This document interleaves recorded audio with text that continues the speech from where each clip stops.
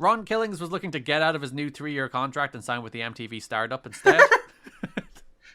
Because he was so disgruntled with his push. That's so funny. But after some indications were given to him that release might be an option, TNA's holding to him to his contract. He seemed less upset at recent shows than he had just a month ago. I think he had resigned himself to it. He's like, hey, Russo's back. He's my guy. He'll push me. Well, I guess like the one of the bigger run pushes was under Russo.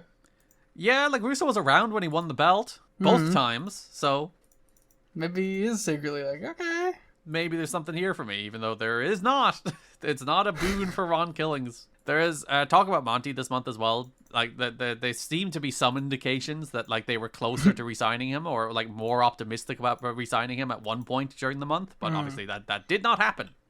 We will be talking about the end of Monty Brown when we get to the shows themselves. And for a nice little, to mark the occasion, we'll also make the intro exclusively, other than Chris Rock and Mike Tenay, Monty Brown quotes. Pounds.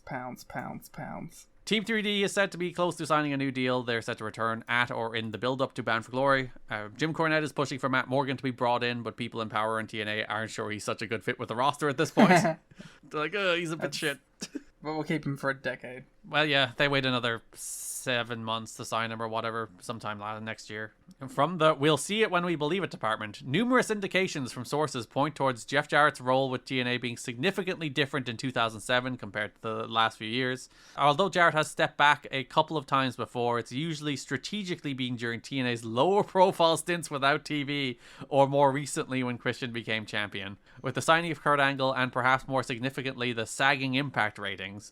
Yeah, but listen, I can't help myself but rant about ratings. But you are like, ratings bad, so we're going to keep the guy who made himself world champion during all those ratings bad periods on the booking committee. What are you doing? What are you doing?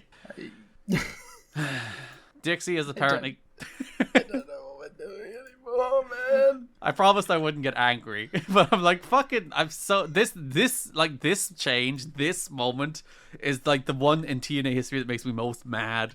Because like the potential of adding Angle to this company as it was is really interesting.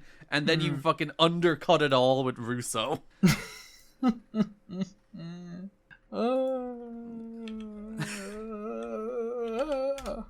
it's fine. This is good stuff. Dixie Carter has apparently concluded that for TNA to grow, it's worth rolling the dice by pushing others in place of Jeff Jarrett. Maybe you should have tried that in like 2003. Whether Angle was signed or not, wheels were in motion to move Jarrett out of pay-per-view main events. Jarrett, perhaps surprisingly to outsiders, doesn't seem to be squeezing with all his might onto the top spot anymore. A number of colleagues believe he has been waiting, even hoping, for someone to come along and relieve him of the pressures. But he's loyal enough to Dixie Carter that he hasn't wanted to step back if he felt like he was the best man for the job. With Russo booking, who Jarrett has confidence in, and Angle arriving, who is without a question a bigger name, better draw, better wrestler, and better interview than Jarrett, his need to remain on top of pay-per-views and heading the booking committee is without question less necessary than it was 2 weeks ago. One Jarrett critic said, Jarrett, for all his faults, never pushed himself without also believing it was best for the company. Yeah, I'm sure he always believed it. I think he's been wrong, but I don't think he was intentionally hurting the company ever. Which, as you said, I agree with. Yeah, I think for sure that man believed it. I think the history of wrestling is paved, but people who think they're being pushed is good for the company and thus pushing themselves. That is simply the way it works. They delude themselves into thinking they are the only people for the job and they can't trust anybody else with the job, and therefore they must be pushed and it is right for them to be pushed. Yeah. But yeah, the whole thing was like, oh, you know, he's loyal to Dixie, that he's like, he didn't want to step away from the main event spot. He wanted to support Dixie by being in the main event spot. I agree. I guess he got 4 years of it. Listen, he's made a hell of a run for himself. The detriment of me and you specifically. This month especially. Every time he talks this month, I'm like, fuck off. I want to die. Stop talking. The people who tried to like retcon Jeff Jarrett in the last 3 years, I will not forgive and I will not stand for. You are 17 and you were not around for this. You did not have to suffer this. And just because he has some good matches in AEW does not mean this did not happen.